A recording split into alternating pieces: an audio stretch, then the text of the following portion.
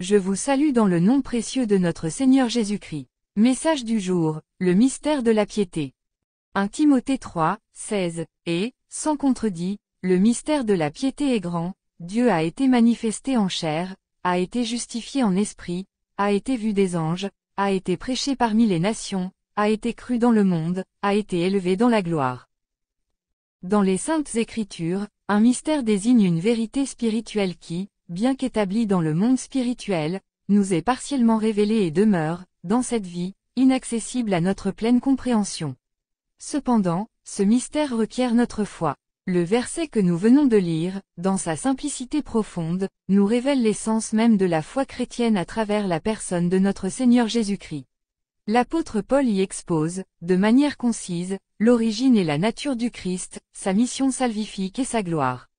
Chaque aspect de ce verset nous invite à une méditation profonde sur l'œuvre rédemptrice du Christ. Il nous indique tout d'abord comme « Dieu a été manifesté en chair », ce passage nous rappelle l'incarnation du Christ.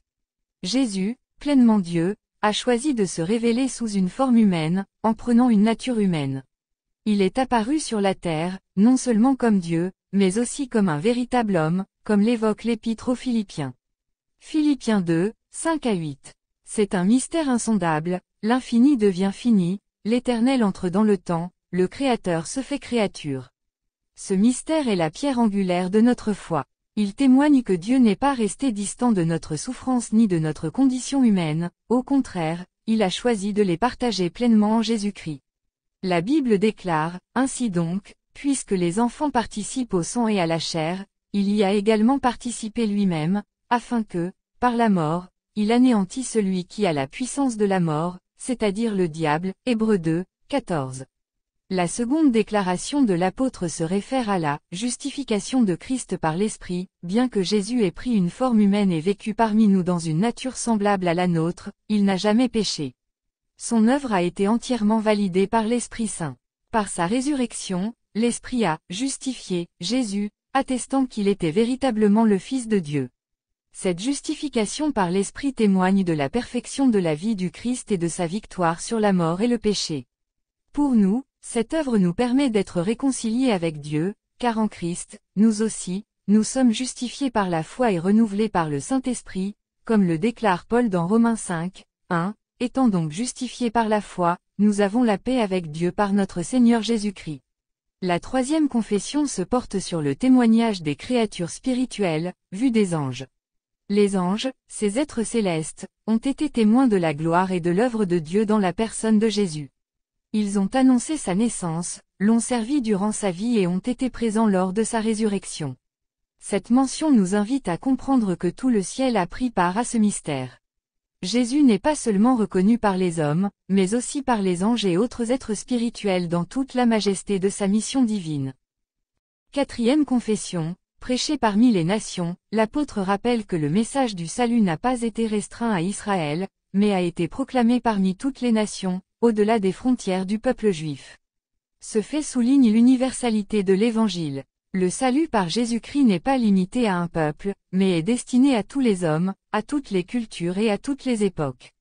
Ce verset nous appelle à participer à cette mission, à être des témoins de l'Évangile dans notre monde actuel.